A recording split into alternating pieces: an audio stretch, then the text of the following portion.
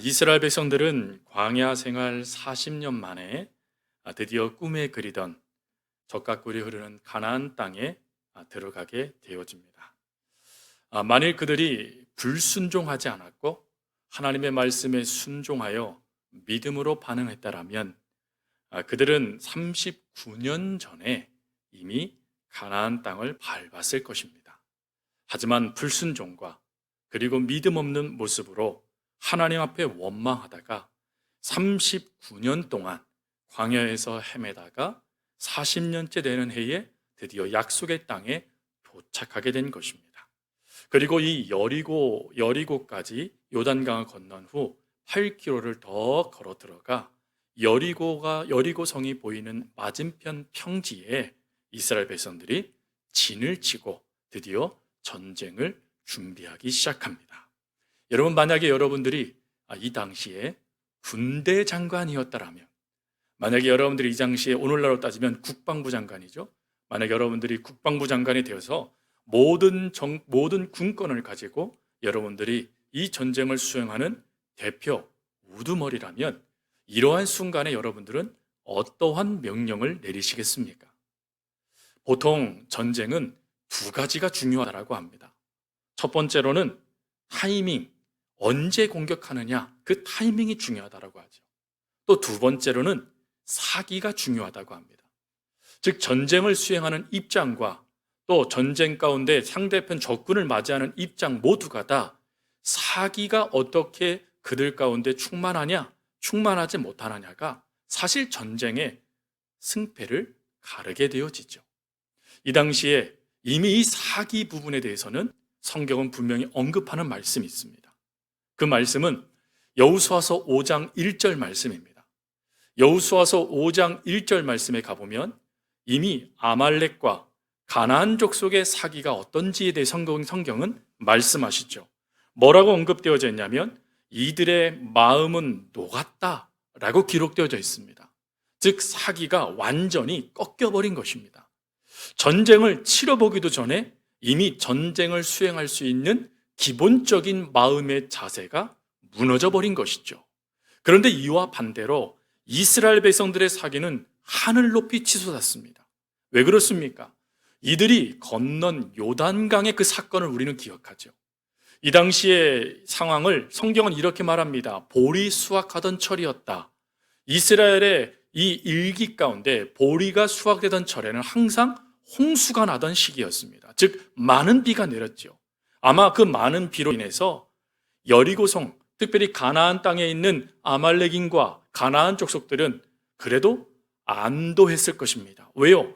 홍수가 났으니 이스라엘 백성들이 건너오지 못하게 될 거고 건너오지 못하는 그 시기 동안 방비할 수 있기 때문에 그렇죠. 그런데 하나님의 역사 가운데 이스라엘 백성들이 이 요단강을 마른 땅처럼 건너서 지금 자신들의 눈앞에 다다르게 된 것입니다. 그러니 그 하나님의 역사를 경험한 이스라엘 백성들은 그 사기가요, 하늘을 찌르는 거예요. 곧 전쟁을 수행해도 될 수 있는 그런 강한 자신감이 있는 것입니다. 여러분, 이러한 모습 우리가 이미 지난주에도 아이성을 우리가 잠깐 살펴봤죠. 여리고성을 무너뜨리자마자 이스라엘 백성들의 사기가요, 하늘을 찔러요. 여러분, 그 순간에 즉시 이스라엘 백성들과 군대 장관이었던 여호수아가 내린 결정은 뭐죠? 싸우자라는 결정이에요. 사기가 하늘을 찌르고 그리고 하나님의 역사를 경험하니 모든 것을 이룰 수 있다라는 생각이 이스라엘 백성들과 그리고 오늘 우리에게도 찾아온다라는 것입니다. 이러한 순간에 당연히 우리는 전쟁을 준비해라, 싸울 준비를 해, 그리고 언제 이날은 우리가 공격할 날이니 그 날을 기점으로 이 여리고성을 점령하기 위해서 전략을 세워라, 전술을 세워라 라고 우리는 명령할 것입니다. 그런데 이 땅의 군대 장관인 여호수아보다 더 뛰어난 하늘나라의 군대 장관이신 하나님께서는 이러한 우리의 생각과 다른 생각을 갖고 계셨다라는 것입니다. 지금 이스라엘 백성들은 가나안 땅에 놀러 온 것이 아닙니다. 하나님의 명령에 따라 정복 사업을 하기 위해서, 전쟁을 수행하기 위해서 가나안 땅에 들어온 것입니다. 근데 이 전쟁, 하나님의 역사를 이루는 그 역사보다 하나님은 더 중요한 것이 있다라고 이들에게 말씀하시는 거예요. 그 더 중요한 것은 무엇이냐면 전쟁을 하는 가나안 땅을 대상으로 두고 있는 사건이 아닌 하나님과 이스라엘 백성들과의 관계 속에 주어지는 사건이었습니다. 즉 하나님은 전쟁의 수행보다 하나님과 이스라엘 백성들 사이의 관계를 위하여서 할례와 유월절을 지켜라 라고 명령하고 계신 것입니다. 그럼 우리는 여기에서 질문하게 되죠. 지금 이스라엘 백성들은 가나안 땅에 전쟁을 수행하기 위해서 들어온 군사들, 용사들인데 왜 하나님은 그 하나님의 명령, 그 역사를 이루기를 속히 이끄시지 않으시고 할례와 그리고 유월절을 지키라라고 명령하셨을까? 왜 하나님은 전쟁 수행보다 먼저 해야 될 일이 있다라고 말씀하시며 이스라엘 백성들의 우선순위를 조정하고 계시는 것일까 하는 것입니다. 오늘 그거에 대하여 본문은 두 가지의 중요한 우선순위의 모습을 우리들에게 말씀해 주세요. 첫 번째 이와 같은 역사를 이루신 목적은 정체성을 회복하기 위함이다라는 것입니다. 여러분, 할례는 창세기 17장 10절 말씀에 가보면 하나님께서 아브라함과 그리고 아브라함 이후의 후손들, 즉 이스라엘 백성들에게 약속해 주신 언약의 약속의 표징이 바로 할례입니다. 그리고 이 할례를 행하는 것은 구별된 족속, 선택된 족속이라는 뜻을 갖고 있는 중요한 상징적인 모습이죠. 그리고 이러한 상징적인 모습과 함께 이 할례를 행하다라는 여기에는 하나님은 세 가지의 의미를 더하셨습니다. 첫 번째로는 다른 민족과 너희는 다르다, 다름의 의미를 말씀해 주셨고, 또 두 번째는 모든 자신의 죄에서 정결하게 되다라는 정결의 의미가 할례에 담겨져 있습니다. 그래서 할례는 정결 예식법에 담겨져 있습니다. 즉 깨끗함을 받는다라는 의미가 담겨져 있죠. 그리고 세 번째 의미가 죄의 부패에서부터 벗어났다라는 것입니다. 거룩해졌다라는 의미가 바로 할례, 이 중요한 의미를 담고 있는 것이에요. 근데 이러한 구별, 거룩해짐, 죄에서 벗어남의 이 역사의 은혜들이요 38년 동안 중단되었습니다. 이스라엘 백성들이 가나안 땅으로 들어오기 위하여 출애굽하는 그 시점 1세대들은 할례를 행했습니다. 그러나 1세대들은 여호수아와 갈렙 외에는 다 광야에서 죽죠. 그리고 난 2세대들은 안타깝게도 할례를 한 번도 행한 적이 없었다라는 것입니다. 그러니 하나님의 이끄심으로 지금 가나안 땅으로 들어오는 하나님의 선민된 이스라엘 백성들이었지만 실제적으로는 이방 민족과 이스라엘이 구별되지 않았다라는 것입니다. 죄에서 벗어나지 못했다라는 것입니다. 하나님의 은혜 가운데 이들이 아직 정결케 되지 못했다라는 거예요. 그러니 즉 하나님 나라의 백성된 자격을 지금 이들이 취득하지 못했다라는 것이죠. 그래서 하나님 나라의 백성된 그 자격을 취득시키기 위하여서 하나님은 구별의식, 정결예식인 할례를 행하라라고 말씀하시는 것이죠. 그리고 하나님은 거기서 끝나지 않고 한 가지의 놀라운 의미 하나를 더 추구하십니다. 그게 오늘 우리가 읽은 9절 말씀이에요. 여러분, 9절 말씀에 하나님께서는 여호수아에게 할례를 받고 그리고 치욕 가운데 있는 이들에게 이런 말씀을 하십니다. 여호와께서 여호수아에게 이르시되 내가 오늘 애굽의 수치를 너희에게서 떠나가게 하였다 하셨으므로 그곳 이름을 오늘까지 길갈이라 하느니라. 여기서 중요한 게 뭡니까? 떠나가게 하다라는 것입니다. 무엇을 떠나가게 했을까요? 중요한 그 앞 내용이죠. 애굽의 수치. 애굽의 수치는 무엇이죠? 바로 애굽에서 종살이하고 또 애굽에서 하나님의 백성됨을 드러내지 못했던 그 모습을 말하는 것입니다. 그러한 모든 것들이요 굴러갔대요. 떠나갔대요. 근데 여기서 이 떠나가다, 굴러가다라는 뜻을 갖고 있는 이 길갈의 의미가 중요합니다. 여러분, 길갈의 의미는 다양한 뜻이 있지만 이런 뜻도 있습니다. 문제가 해결되다, 자유롭게 되다, 신분이 달라지다. 이런 뜻을 갖고 있어요. 그러니 지금 하나님께서 이스라엘 백성들에게 할례를 행하고 그리고 할례 가운데 지금 치료기 가운데 있는 이들에게 하신 말씀은 무엇입니까? 드디어 너희가 구별됐구나. 드디어 너희가 하나님 나라 백성의 정체성을 회복했구나. 너희가 드디어 수치의 민족, 조롱의 민족이 아니라 하나님이 인정하시는 민족이 되었구나 라는 선언의 역사가 이루어진 것이 바로 길갈이라는 것입니다. 이 길갈의 은혜를 말씀을 통하여 묵상하다가 제 머리에 딱 스치는 한 구절이 있었습니다. 그게 뭐냐면 존재 의미를 깨닫게 하시는구나 라는 걸 깨닫게 됐어요.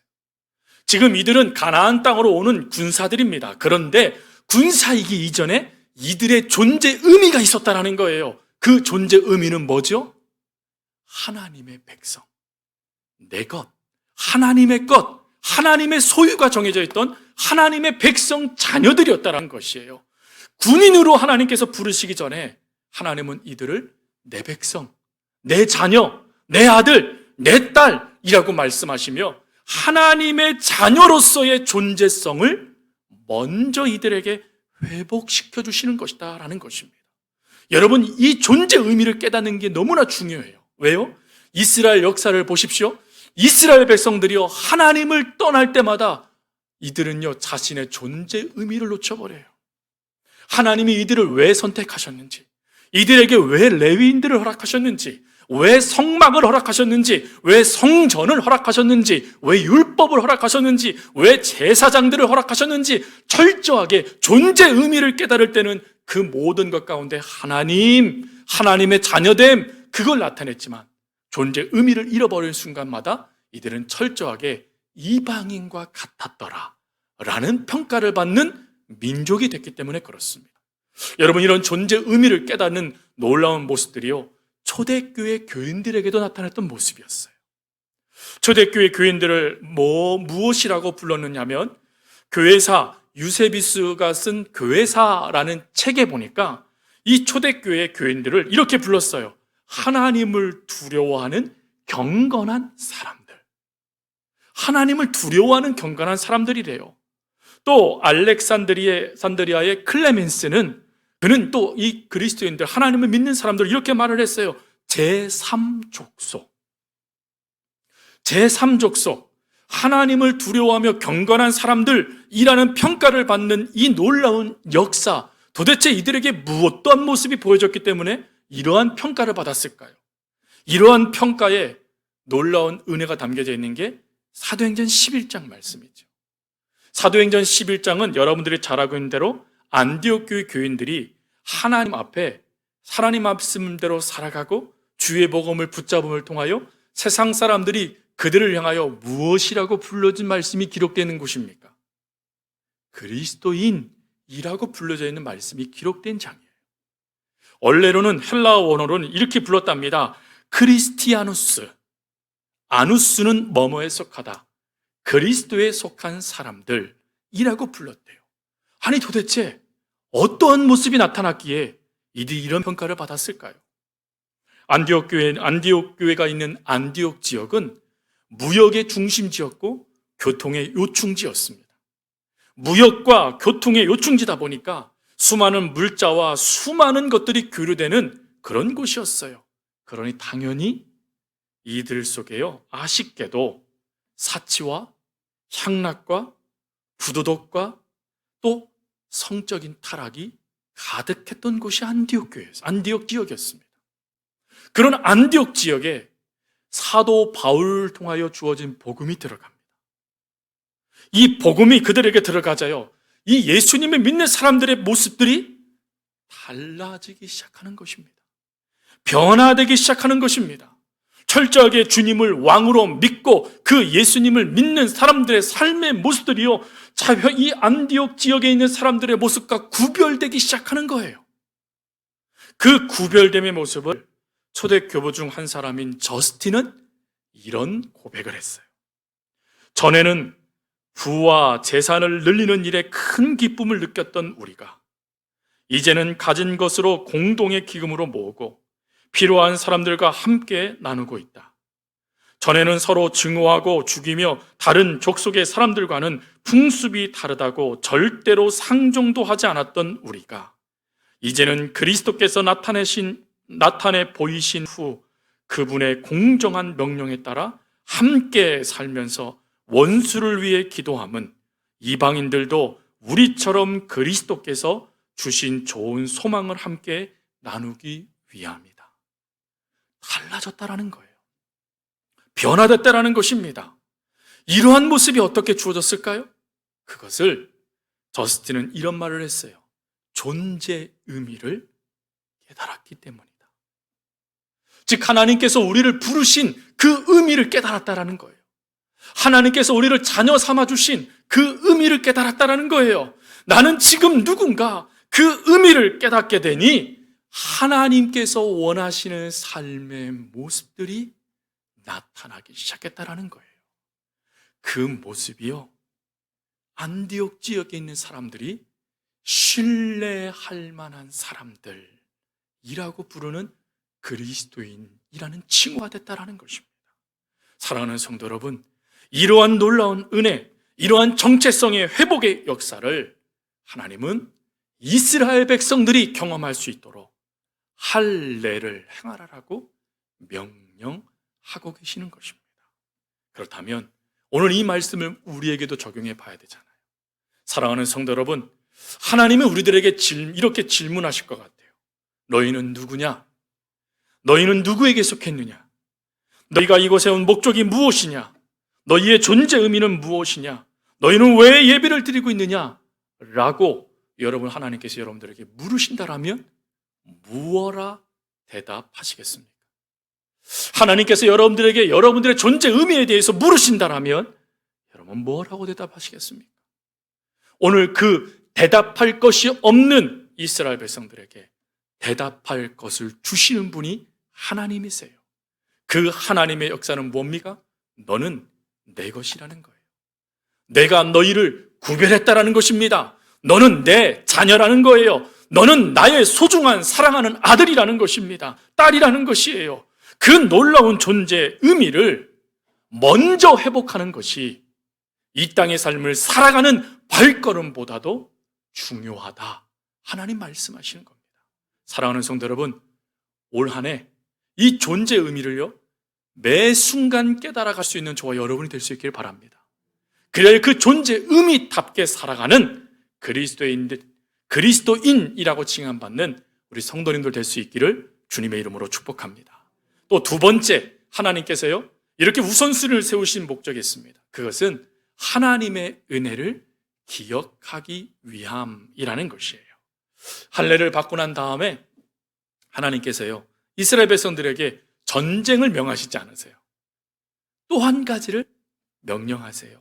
그게 뭐냐면 절기를 지켜라 라는 것입니다.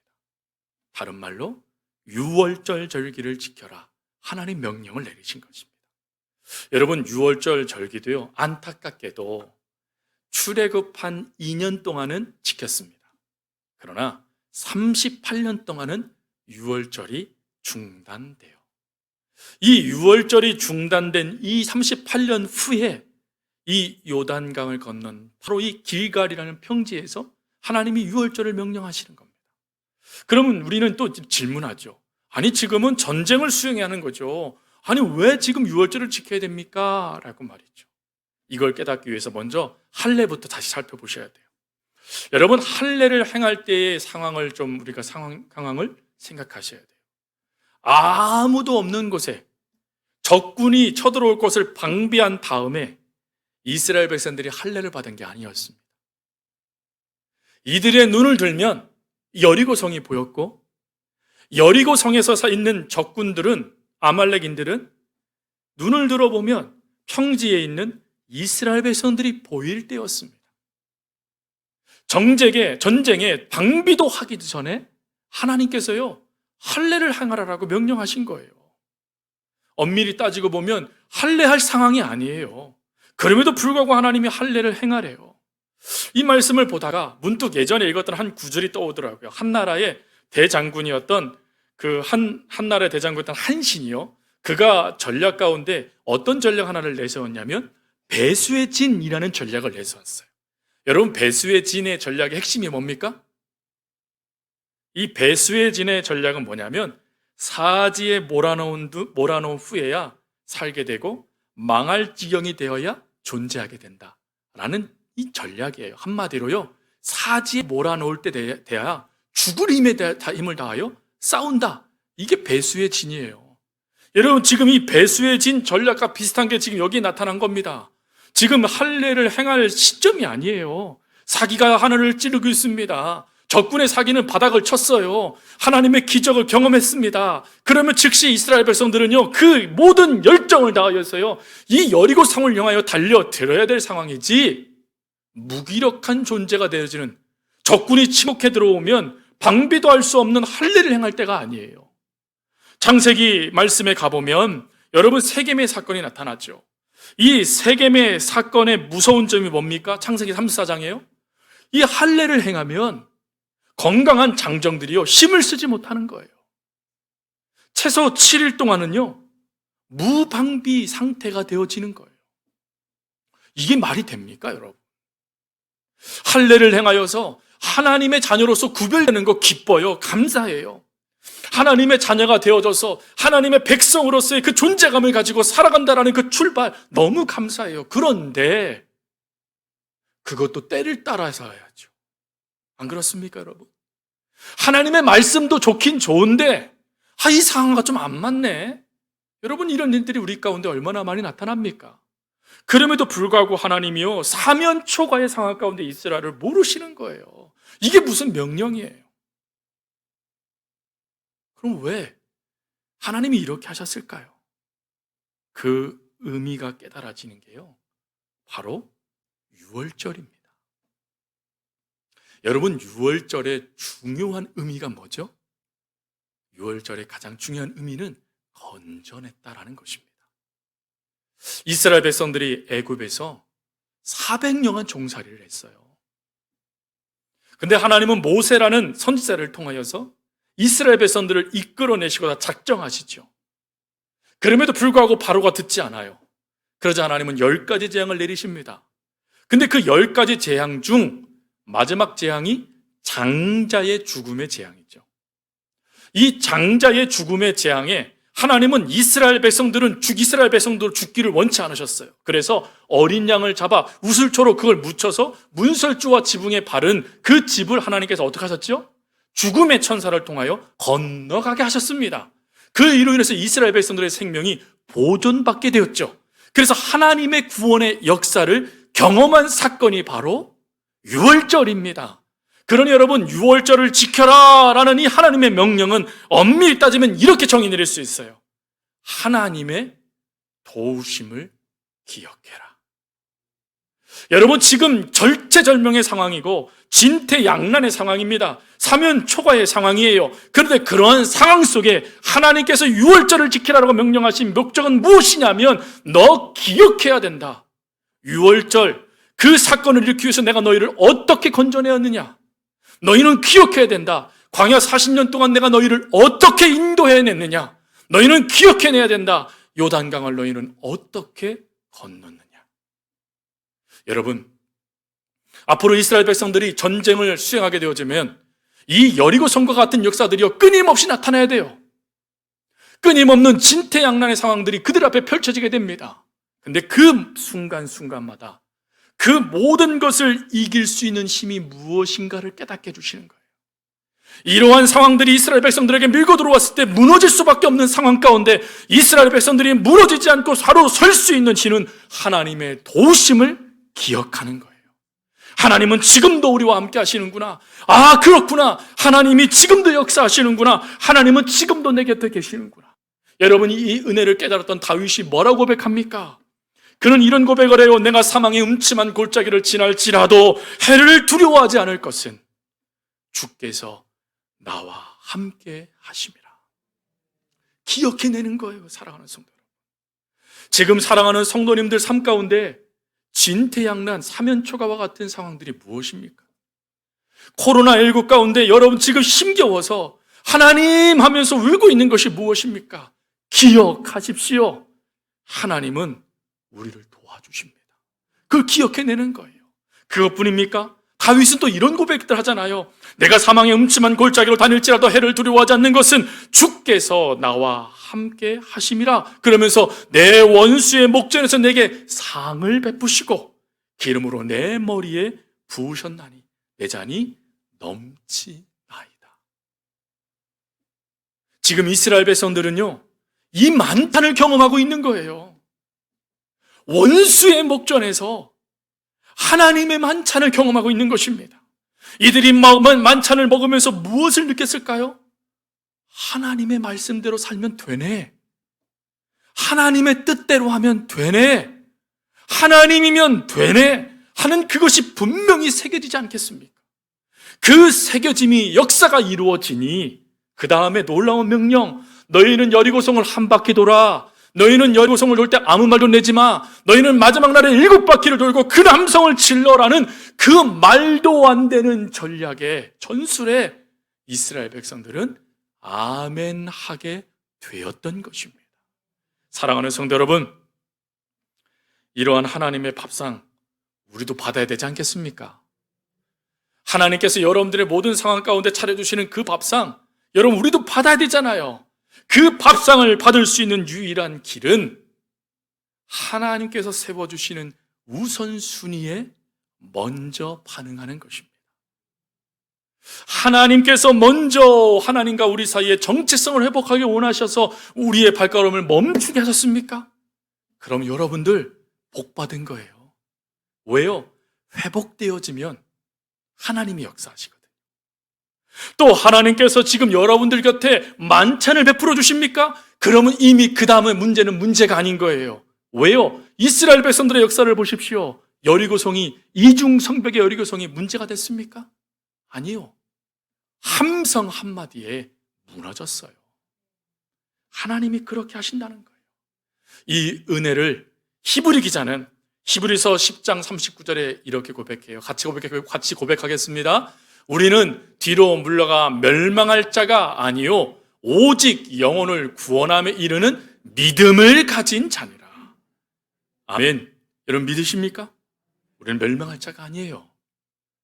그것을 깨닫게 하시고자, 전쟁을 수행하는 여호수아에게 그것을 깨닫게 하시고자, 이스라엘 전체가 이것을 깨달아야지만 전쟁을 수행할 수 있다는 걸 하나님이 아시기에 너희들은 멸망할 자가 아니다. 너희들은 조롱받는 자들이 아니다. 너희들은 더 이상 노예가 아니다. 너희들은 더 이상 이방 민족의 가십거리들이 아니다. 너희들은 내 백성이야. 내가 너희와 함께 할 거야. 내가 너희들의 믿음에 반응할 거란다 라고 말씀하시며 할례를 행해라, 유월절을 행하라 하나님 말씀하신 것입니다. 오늘 사랑하는 성도 여러분, 말씀을 마치면서 하나님 앞에 드려야 될 할례는 무엇입니까? 여러분들이 하나님 앞에 지금 드려야 될 유월절은 무엇입니까? 하나님은 반드시 깨닫게 하실 거예요. 그 깨달음을 가지고 먼저 하나님 앞에 서십시오. 여러분의 인생의 발걸음을 걸어가다가 하나님 도와주세요라고 말하지 마시고 멈춰서서 하나님 앞에 나는 누구인가? 하나님은 내게 무엇을 원하시는가를 먼저 물으십시오. 하나님은 말씀하시고 준비하시며 이루어 주실 것입니다. 그 은혜를 올 한 해 경험할 수 있는, 그래서 모두가 다 12월 31일 날 됐을 때 목사님 저 하나님 앞에 이런 밥상 받았습니다 라고 하며 기쁨으로 하나님 앞에 간증할 수 있는 우리 성도님들 될 수 있기를 간절히 주님의 이름으로 부탁드립니다.